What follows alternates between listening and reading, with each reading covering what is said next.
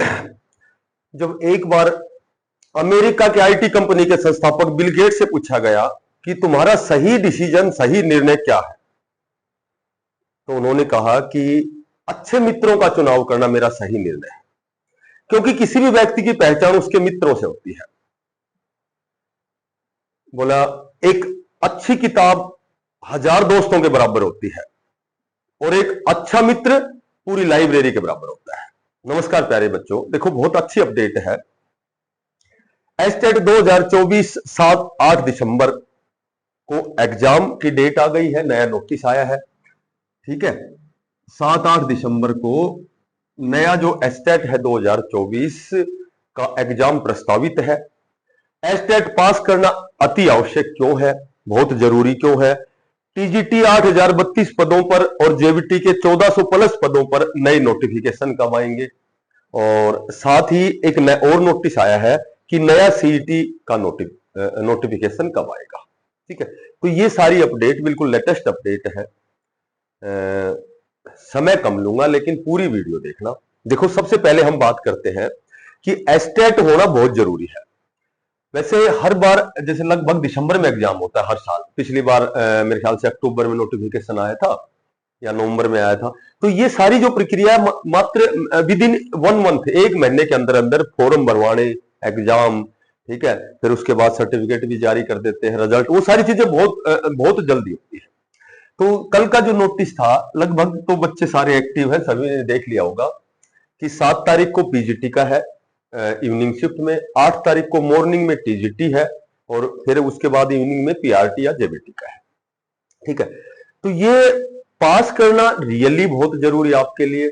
यदि वास्तव में जो साथी अध्यापक बनने की इच्छा रखते हैं, जिनका एम, जो उद्देश्य है, जो इन्होंने लक्ष्य निर्धारित कर रखा है कि भाई वो अध्यापक ही बनना चाहते हैं, तो उनके लिए बहुत ये लगा लो बहुत अच्छा अवसर है एस्टेट। क्यों? क्योंकि एक तो ये जो चुनाव होते हैं तुरंत बाद में टीजीटी की 8032 पद है वो स्वीकृत हो गए हैं, तो 8032 पदों पर टीजीटी की भर्ती आएगी। तो जाहिर सी बात है उसमें टीजीटी की भर्ती आएगी तो एस्टेट पहले होगा, और एस्टेट होगा तो इनको कंसिडर किया जाएगा। तो आपको ये एस्टेट है, ये बहुत अच्छी तैयारी करनी है।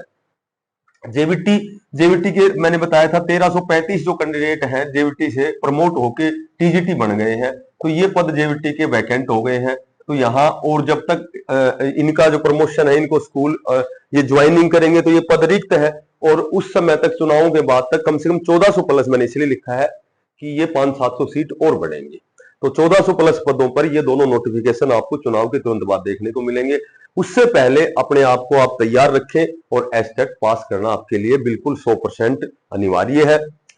उसके बाद एक नोटिस है नया सीईटी। देखो नया सीईटी है, उसका टाइम दे रखा है नवंबर। तो नवंबर में यदि एग्जाम होता है तो सीधी सी बात है भाई, सितंबर अक्टूबर में लगभग ये आपको नोटिफिकेशन आ सकता है, सितंबर लास्ट में आएगा।